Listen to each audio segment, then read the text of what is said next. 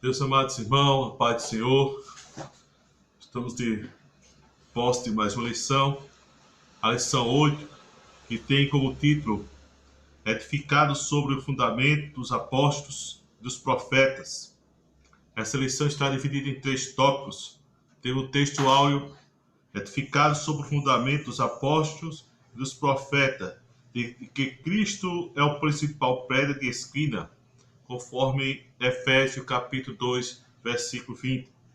A verdade prática diz: Jesus é a pedra basilar da igreja, que está edificada por meio dos ensinamentos dos apóstolos e do testemunho dos profetas.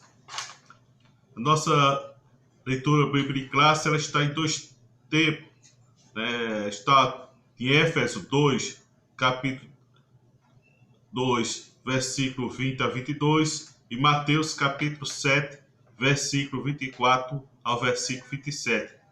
O objetivo geral é ensinar que Cristo é a base da igreja e estamos alicerçados da doutrina dos apóstolos e do testemunho dos profetas. O primeiro tópico vai falar sobre um edifício espiritual. Está dividido em 4 subpontos: o santuário do judeu, o santuário do cristão, a pedra angular, Cristo, a pedra principal. O segundo tópico está dividido em 3 subpontos: fundamento, o apóstolo e profeta, conceito de apóstolo, doutrina dos apóstolos e o testemunho dos profetas. O terceiro tópico vai falar sobre edificado para a morada de Deus. Primeiro subponto, edifício bem ajustado. Segundo subponto, templo santo do Senhor. Terceiro subponto, morada do Altíssimo. Então, esta é a lição que vamos estudar, a lição 8 do segundo trimestre de 2020, edificado sobre o fundamento dos apóstolos e dos profetas. O tema central da igreja, da leitura, é a igreja eleita, redimida pelo sangue de Cristo e selada com o Espírito Santo da promessa. Então, vamos de uma forma clara e objetiva passar algo da palavra de Deus sobre esta lição.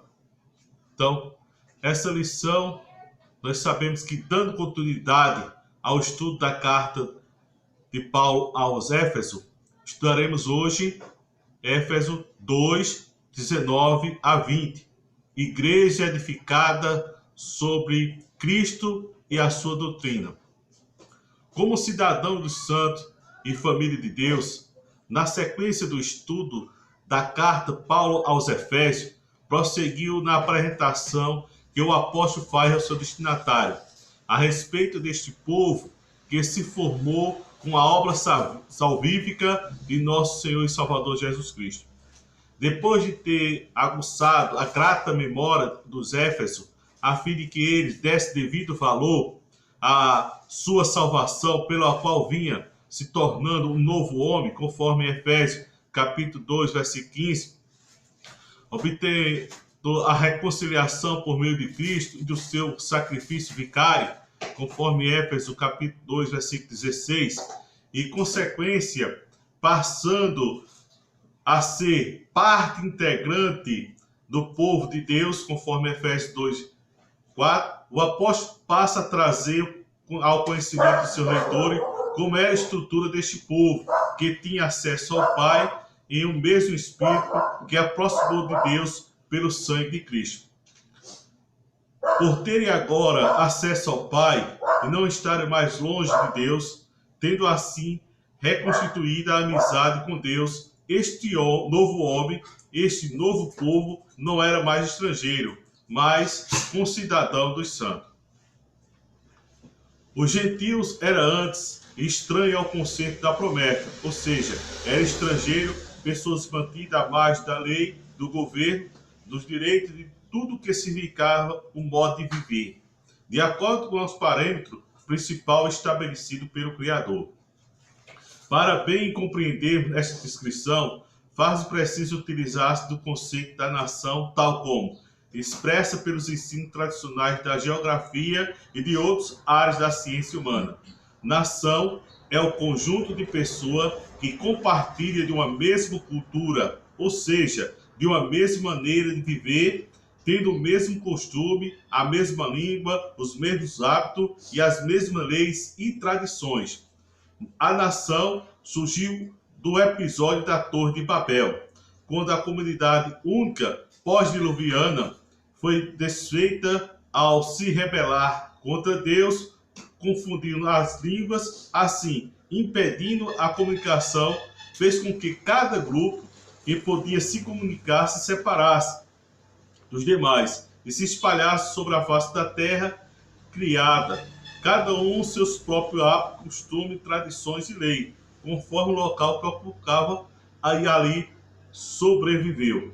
Pois bem, estas nações que são os gentios, os quais depois que acrescentou Israel, formada por Deus a partir de Abraão, em virtude da obra de Cristo, deram origem a uma nova nação, a igreja, este povo formado de união dos gentios e dos judeus, que superou a separação decorrente do pecado antes do sacrifício vicário de Jesus Cristo, cujo sangue fez com que tivéssemos um povo que agora estava perto do Senhor, que não mais vivia inimizade com ele.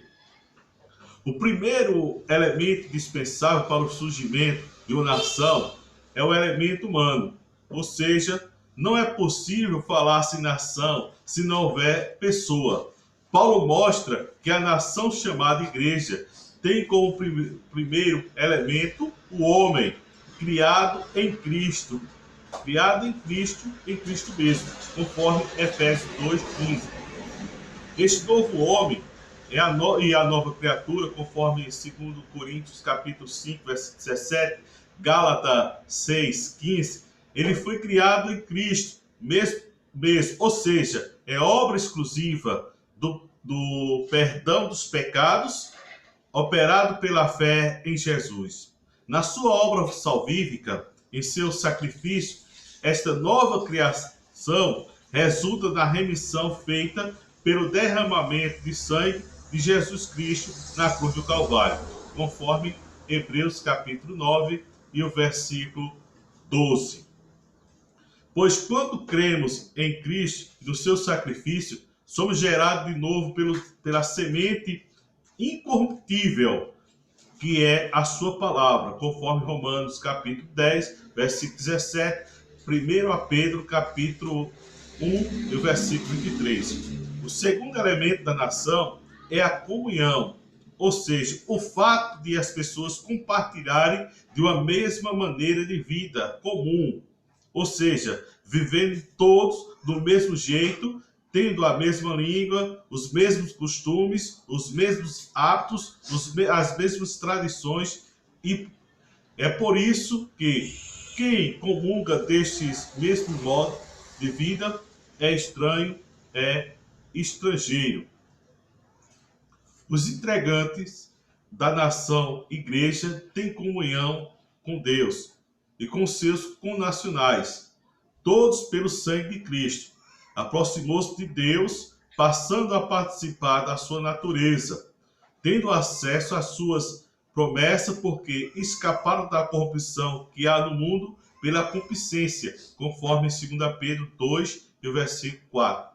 Inserindo todos em um só corpo, em um só espírito, uma só esperança da vocação, um só Senhor, uma só fé, um só batismo, um só Deus, de Pai e de todos, conforme Efésios 4, versículo 4 e 5. São unidos ao Senhor pelo mesmo amor que fez com que o Senhor Jesus se entregasse por nós, conforme João 3,16 e Romanos 5,8. Por isso mesmo, surge uma comunhão entre os connacionais que passavam a amar uns aos outros, assim como Jesus os amou, conforme João 15:12. De modo que o amor fraternal é a presença indispensável no relacionamento entre eles, conforme Romanos 12:10 1 Tessalonicenses 4, 9, 2 Pedro 1, versículos 5 a 7. Esta realidade da comunhão entre os integrantes da nação, igreja, é declarada periodicamente na ceia do Senhor, quando tomamos o pão, dizemos que somos participantes do corpo de Cristo, que somos parte deste corpo, dependendo dos outros irmãos para prosseguir a carreira que nos está proposta. Como também participamos do vinho, afirmando que estamos em comunhão com Deus pelo sangue de Cristo.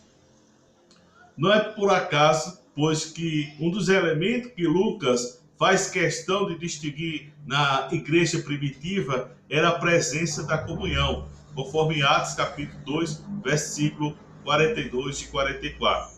O terceiro elemento da nação é a cultura, ou seja, a mesma maneira de viver. Esta maneira de viver, a evidência não se refere ao elemento com sentimento e língua ou aspecto terreno que permanece distinto da igreja, como o próprio apóstolo Paulo lutou para que assim fosse, impedindo que os judaizantes impusessem ao salvo gentil a lei mosaica ou as tradições israelitas.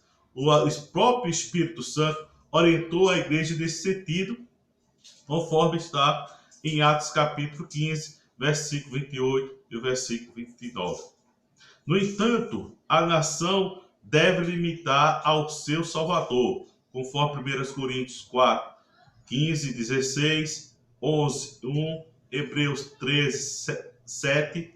Eis o motivo pelo qual são seus integrantes chamados de cristãos, conforme Atos capítulo 11, versículo 26, 1 Pedro capítulo 4, versículo 16.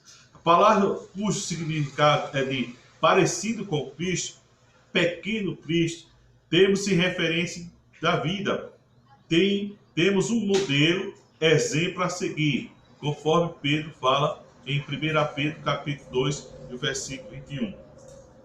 Não somos mais estrangeiros, ou seja, estamos agora inseridos neste corpo por Cristo Jesus e desfrutamos de todas as promessas reservadas ao Filho de Deus. Somos adquiridos pelo Senhor Jesus, comprado por bom preço, conforme 1 Coríntios capítulo 6, versículo 9, 1 Coríntios capítulo 7, versículo 23. Podemos agora assentar à mesa do Senhor, conforme 1 Coríntios capítulo 10, e o versículo 16 ao versículo 18.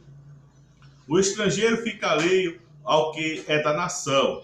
Abraão, por exemplo, por ser estrangeiro na terra de Canaã, não tinha sequer lugar para enterrar o seu morto, conforme Gênesis capítulo 36, versículo 4. Mas agora em Cristo temos acesso ao Pai e a tudo quanto Ele quer nos dar, conforme Efésios capítulo 2, versículo 18. Não estamos mais alheios às bênçãos espirituais, conforme Efésios 1, 3.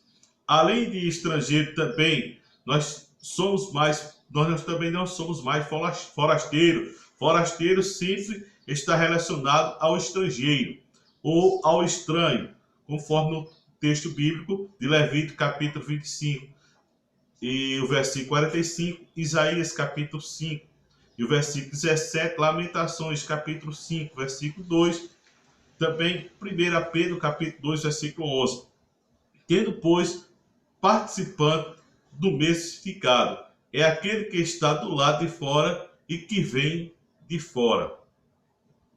O apóstolo dos gentios faz questão de nos lembrar que não somos mais de fora. Verdade que antes estavam separados de Deus, estavam fora do povo de Deus, mas agora somos postos do lado de dentro, ingressado no povo de Deus mediante o perdão dos pecados e a doação de filho. Nascemos de novo e este novo homem foi posto dentro do corpo de Cristo, o que Paulo chama de batismo do Espírito Santo, conforme Atos capítulo 12, versículo 13. E não pode ser absoluto, confundido com o batismo com o Espírito Santo, que é o revestimento de poder. Por isso, não pode a igreja importar as coisas do mundo, pois não há qualquer comunhão entre este povo santo e o mundo que está no maligno, conforme 1 João, capítulo 5, versículo 19. Somos igreja, ou seja, remidos para fora, ou seja, saímos do mundo, abandonando e tendo modo para trazermos de lá para o interior do corpo de Cristo. Nem podemos fazê-lo, nós somos forasteiros. Eis o porquê de não haver a possibilidade daqueles que não foram inseridos no corpo de Cristo permanecer enquanto tais no meio da congregação dos justos, conforme Salmo capítulo 1, versículo 5, Hebreus 10, versículo 15, 1 João capítulo 2, versículo 19. Não há comunhão entre a luz e as trevas, conforme 2 Coríntios capítulo 6 e o versículo 14. Ora, este modo de viver e a maneira santa de viver, conforme 1 Pedro capítulo 1, versículo 15, uma vida separada do pecado, pois o Senhor Jesus nunca pecou, conforme João 8, versículo 46, Hebreus capítulo 4, versículo 15, Hebreus 9, 28. Se estamos imitando, também não podemos pecar. O apóstolo João faz questão de dizer que o Filho de Deus não vive pecando, conforme 1 João capítulo 3 e o versículo 9. Estamos em comunhão com um Deus santo, cuja santidade é essencialmente proclamada no céu, conforme Isaías capítulo 6, versículo 3. Não podemos senão ter um modo santo de viver, abandonando aquele que recebemos por tradição de nosso Pai, que não é um novo modo vã, conforme 1 Pedro capítulo 1, versículo 18. Ou seja, vazio de Deus. O que é característico do que existe neste mundo sem Deus e sem salvação, que o sábio Salomão denominou vaidade de vaidade, conforme Eclesiastes capítulo 1 e o versículo 2. Eis porque Paulo tem dito que somos concidadãos dos santos, conforme Efésios capítulo 2, versículo 19. Passando a integrar um corpo que é santo, compartilhamos da santidade com os demais membros desta nação. Estamos em comunhão com o Senhor Jesus, que é santo de Deus, conforme Marcos 1, 24, Lucas 1, 35, Lucas 4, 34. A afirmação de que somos concidadãos do santo apresenta, por primeiro, a informação de que a igreja é um grupo, é uma reunião de pessoas que formam uma cidade, ou seja, uma nação, mais uma demonstração de que é completamente sem respaldo bíblico e mentiroso a defesa de uma espiritualidade isolada, de um indivíduo espiritual que fica isolado, nos últimos tempos chamado de movimento dos desigrejados. Mas também mostra a extrema necessidade que haja santidade entre os integrantes do corpo de Deus. A santidade é essencial à igreja, e sem santificação ninguém verá o Senhor. Está lá em Hebreus capítulo 12 e o versículo 14. Na lâmina de ouro que ficava na testa do sumo sacerdote no culto levítico, havia uma gravura que dizia santidade ao Senhor, conforme Êxodo capítulo 28 e o versículo 36, Êxodo 39, versículo 30, Levítico 8 e 9. Aqui vemos a simbolizada a necessidade de se apresentar em santidade diante de Deus, bem como o realce de que se dá a qualidade do novo e sumo sacerdote, o Senhor Jesus Cristo. Esta comunhão dos santos, porém, não deve ser interpretada como fazem os romanistas, como uma permissivo para a comunicação entre os salvos que faz parte da chamada igreja militante, ou seja, igreja atuante. Aquelas que ainda militam na terra, formada por todos aqueles que seguem a Cristo, luta contra a carne, o mundo, o diabo, o pecado e a morte. Está no nosso livro Declaração de Fé das Assembleias de Deus. E a igreja triunfante, ou seja, os salvos que já dormiram no Senhor, conforme 1 e o versículo 14, constitui de dois irmãos que já partiram deste mundo. tendo vencido todos os seus inimigos, que agora estão com o Senhor Jesus, conforme está no livro de Declaração de Fé das Assembleias de Deus. Esta comunhão dos santos não supera a separação morte física, algo que somente será alcançado na glorificação, quando então assim, reunidos, seremos como o Senhor nos ares, conforme 1 Tessalonicenses capítulo 4, versículo 15 a 17. Não existe qualquer intenção do falecido em favor dos que ainda estão sobre a face da terra, por força dessa comunhão do santo. Ou seja, não há intercessão. Aqueles que dormiram em Cristo estão lá esperando a volta gloriosa de Cristo. Neste clima de comunhão, o apóstolo diz que a igreja, a família de Deus, conforme Efésios capítulo 2, versículo 19. Primeiro é bom observar, ao dizer que a igreja é a família de Deus, temos a lembrança de que a igreja, como toda nação, é formada da família. A estrutura familiar é fundamental na igreja, deve ser sempre cuidada, porque a vida espiritual não limita a esta realidade, conforme 1 Coríntios capítulo 16, versículo 19, Colossenses 4, 15 e Filemão 2. Nem poderia ser diferente quando tanto a família quanto a igreja são instituição criada por Deus e, portanto, tendo a mesma origem, é evidente que são instituições a fim de que, não sendo idênticas, tendo funções diversas, complete-se, não se opõem. Mas a igreja é também chamada de família de Deus, porque há um relacionamento familiar entre os integrantes e entre eles. E Deus é Pai de todos, conforme Efésios capítulo 4, versículo 6. Pois todos são filhos de Deus por adoção, conforme Romanos 8,15, Efésios 1, 5. E por conseguinte, somos todos irmãos, conforme Romanos 8, 29. Sendo família de Deus, há necessidade de termos um relacionamento norteado pelo amor, pois esta é a principal característica da instituição chamada família, conforme Efésios capítulo 5, versículo 25. E também a sociologia considera que a família é um grupo social primário, um grupo em que os relacionamentos são estabelecidos com base nos sentimentos, nas afeições, nas emoções, como também no envolvimento completo entre os membros. Na família, os relacionamentos são firmados pela intimidade. Era assim que vivia a igreja primitiva em Jerusalém, conforme Atos capítulo 2, e o versículo 44 ao versículo 46.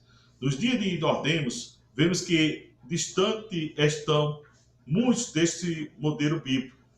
Pervergia-se do modelo da igreja multidão, em que as pessoas se aglomeram, mas sem qualquer envolvimento um com os outros, sendo uma massa que se ajunta por conta de um evento ou culto, sem qualquer contato mais profundo que este e à sua volta.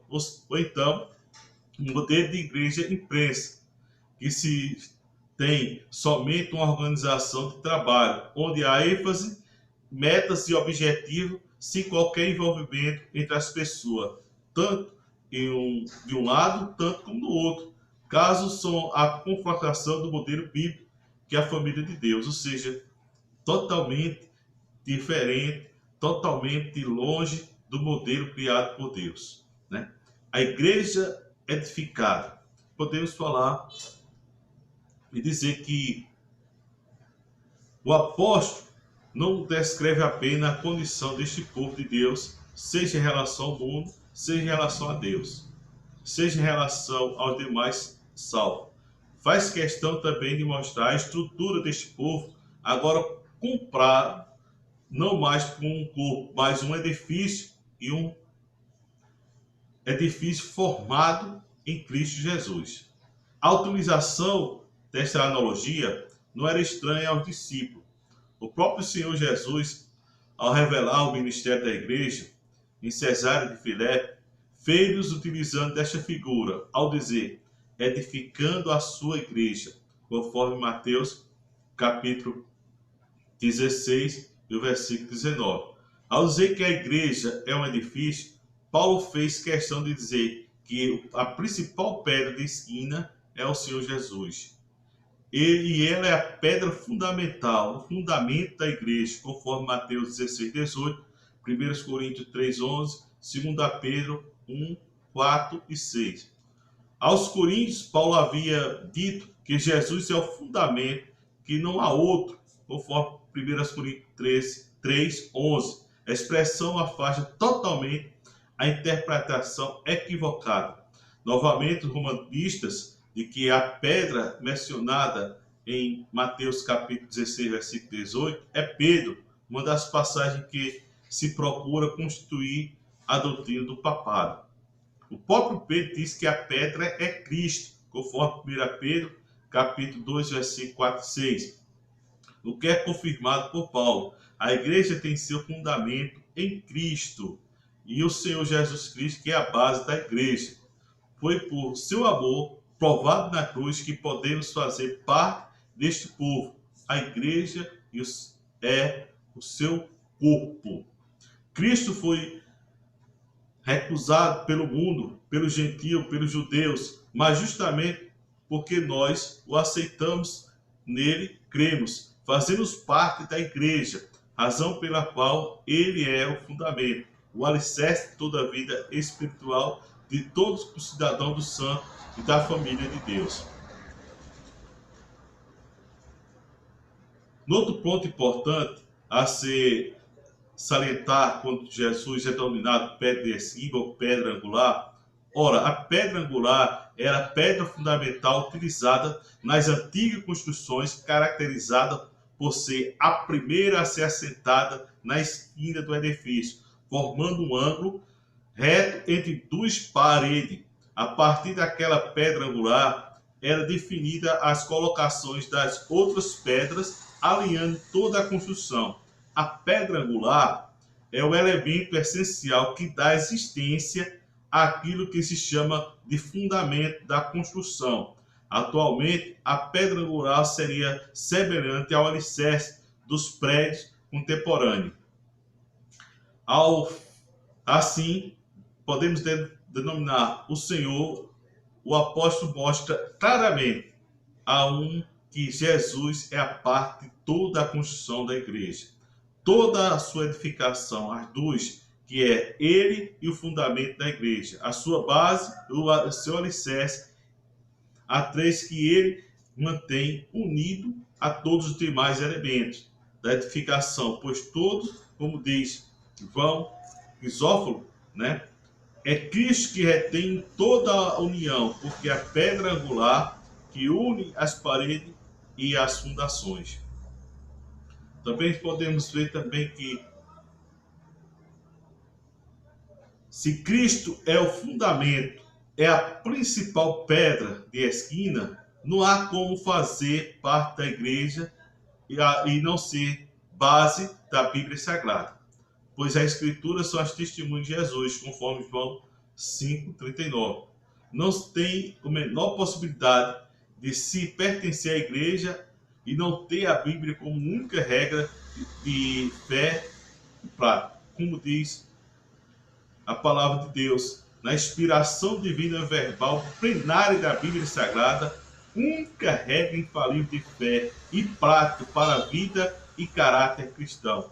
1 Timóteo capítulo 3, versículo 14 ao versículo 17.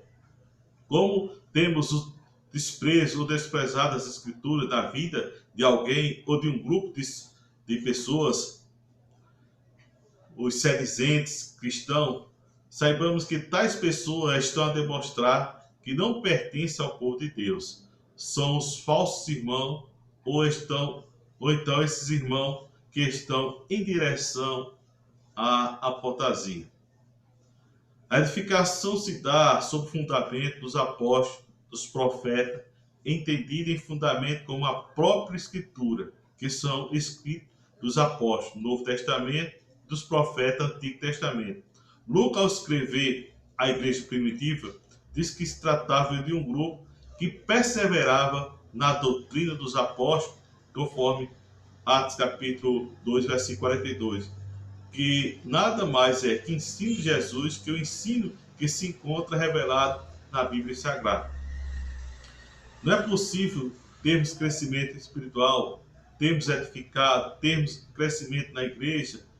É importante que cada um dos seus integrantes, se não estiver estibado no fundamento dos apóstolos e dos profetas, nesse sentido que podemos dizer que a igreja é apostólica, como constou do credo de declaração da fé da Assembleia de Deus na página 218, e do credo niceriano de Constantinopla, né, na página 219.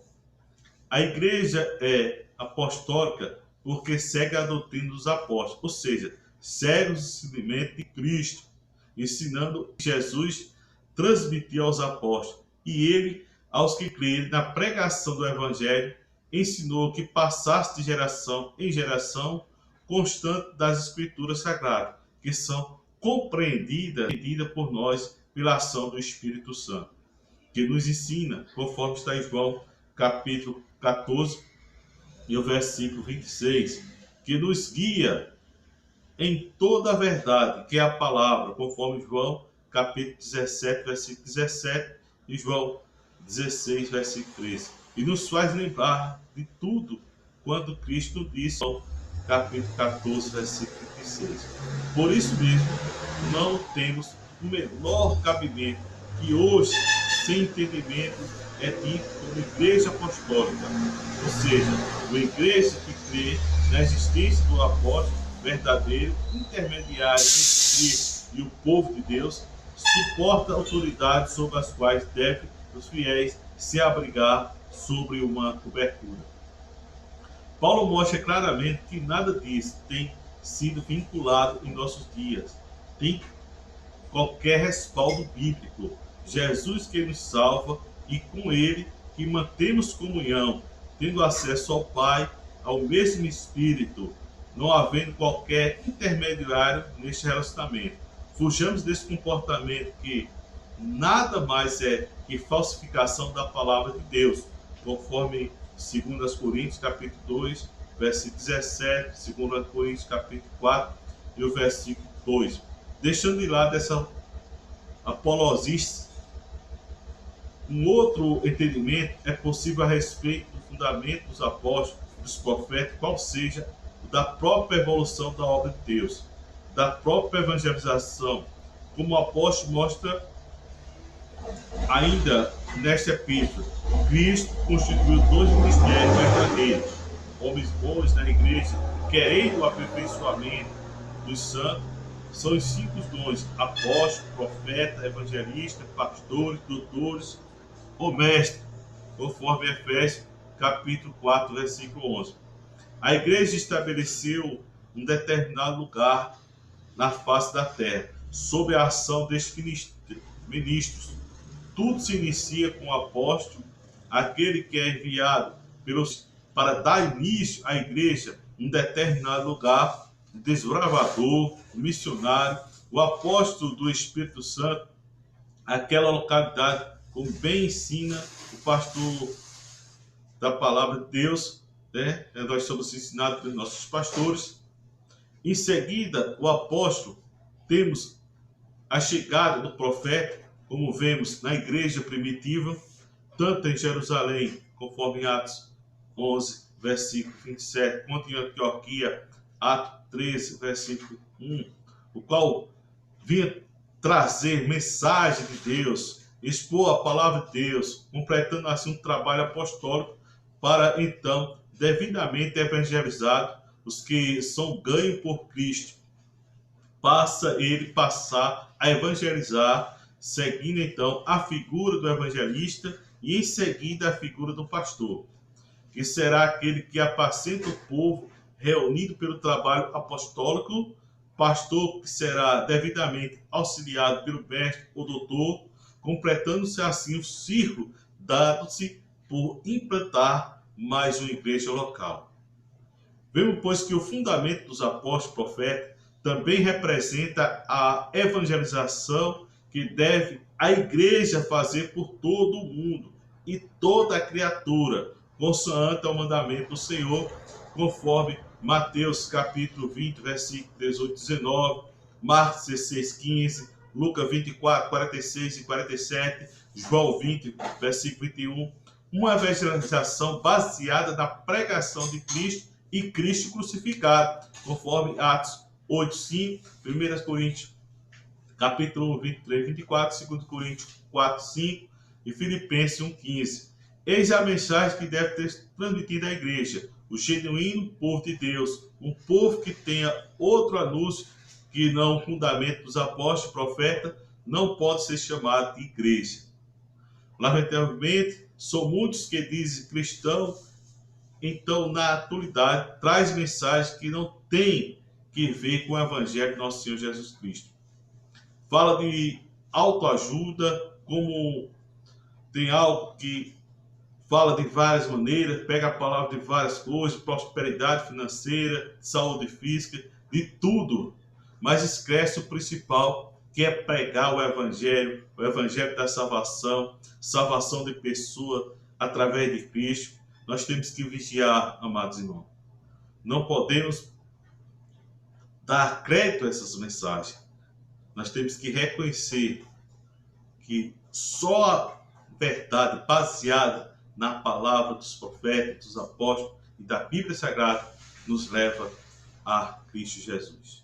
Como temos o fundamento dos apóstolos, dos profetas, o edifício cresce bem ajuntado, tendo não só um firme fundamento, que permite que haja um crescimento sem abalo, sem comprometimento na estrutura, como também um crescimento que mantém um rumo, ou seja, sem desvio, sem se afastar dos parâmetros, dos limites estabelecidos desta base.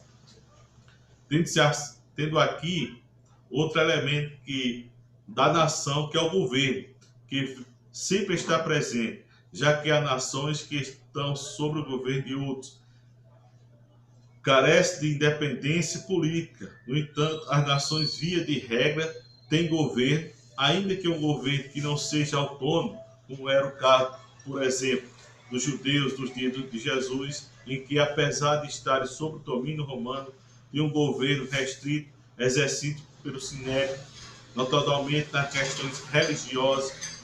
Pois bem, para que se tenha um governo, faz preciso também que se tenha uma lei, um conjunto de normas e regras que estabeleça a convivência entre os nacionais. O governo nada mais faz do que elaborar, executar e fazer cumprir as leis. As regras existem na nação, criada e gerada pela cultura que distingue entre nação das demais. Como a nação da igreja é diferente, tem a igreja uma lei, um conjunto de normas e regras, que, conforme já vimos, são o fundamento dos apóstolos e profetas, a doutrina dos apóstolos, os mandamentos do Senhor, conforme Atos 1, 2. A lei de Cristo, conforme 1 Coríntios 9, 21, Gálatas 6, 2. E a lei real, Tiago 2, 8. E a regra, Gálatas 6, versículo 16.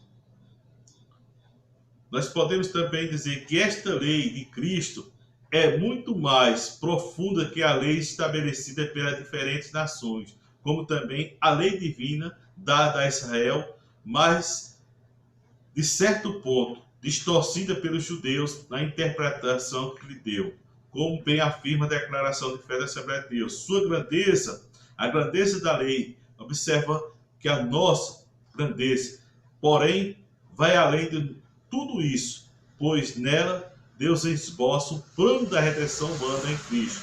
Seus preceitos jurídicos e suas narrativas históricas são de natureza profética, com significados espirituais profundo e aplicações teológicas em o Novo Testamento. A função da lei era transitória. Ela foi dada por causa do pecado até a vinda do Messias, conforme Gálatas 3,19. E serviu de aio para nos conduzir a Cristo. Mas depois que a fé veio, já não estamos debaixo do aio, ou seja, debaixo da lei, conforme Gálatas 3,25. Nesse sentido, todo o sistema mosaico foi abolido. No entanto, a verdade moral contida na lei foi resgatada sobre a graça adaptada a ela. A palavra de Deus impede que tenhamos desvio de conduta e de doutrina ao longo do tempo da igreja. O prumo é mantido, porque o Espírito Santo não deixa que o povo de Deus se desvie, se afaste dos mandamentos, do regulamento, estatuto por nosso Senhor e Salvador, pois sempre anuncia que foi ensinado por ele, conforme João 16, versículo 13 a 15. A palavra permanece para sempre, é a que foi evangelizada entre nós, conforme 1 Pedro, capítulo 1, versículo 25. Não há, pois, infelizmente, há muitos, já que tem se comparado desta maneira, estribado uma suposta mudança dos tempos, como se isso fosse verdadeiro, pois, na verdade, nada de novo há debaixo do sol, conforme Eclesiastes capítulo 9, versículo 11. Alterar o quanto está nas Escrituras com supostos contextualizações que geram não somente heresia e falsa doutrina, que vem causando a apostasia espiritual de muitos. Tomemos cuidado para não cairmos nessa armadilha. Esta falta de ajuste pode causar desmoronamento em todo o prédio, a destruição completa de tudo quanto foi edificado. Tendo sido esta triste realidade de diversas igrejas locais, que Deus nos guarde desta queda.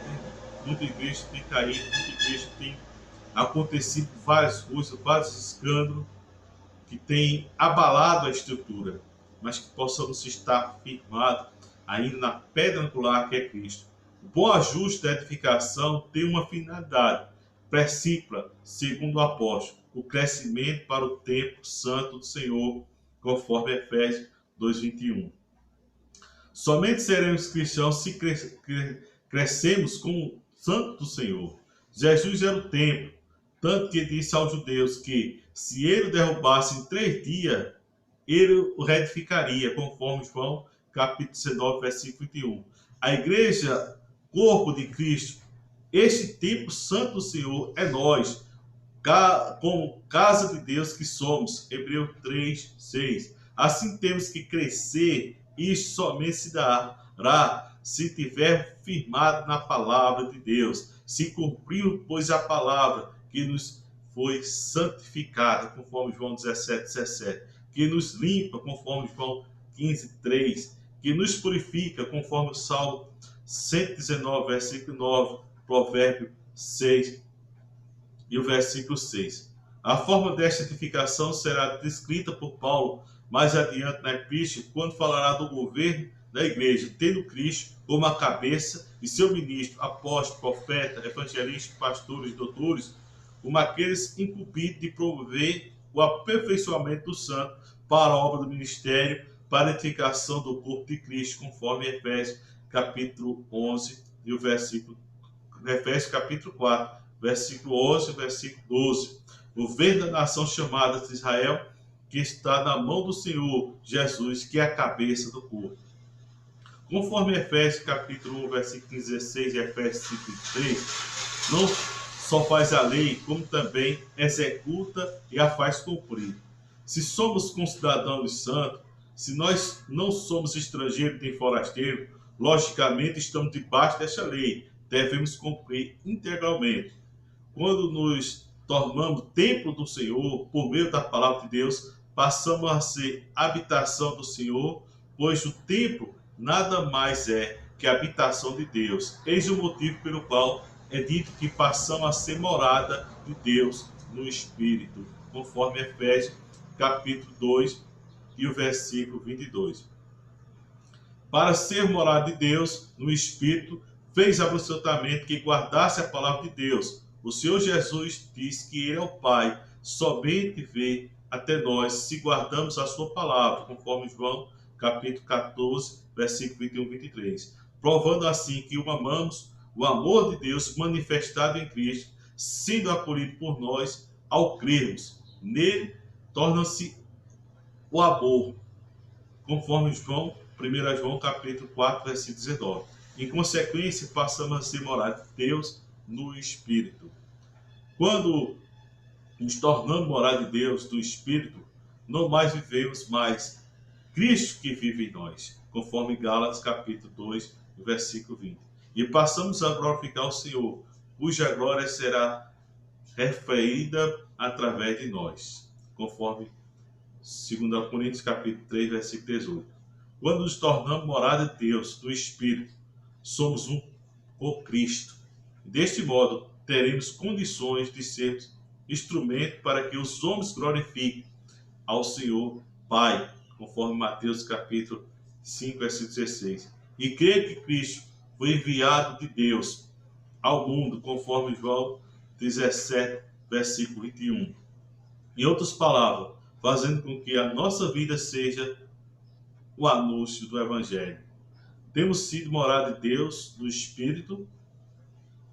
Antes esta descrição do apóstolo, podemos nos considerar pertencente ao povo de Deus, que nós pensamos nisso. Então, esse foi o resumo da lição número 8, edificado sobre o fundamento dos apóstolos, dos profetas, onde diz que a comparação da igreja como edifício em construção indica que estamos em processo de aperfeiçoamento, até que todos cheguemos à unidade da fé, conforme Efésios capítulo 4, versículo 12 e 13.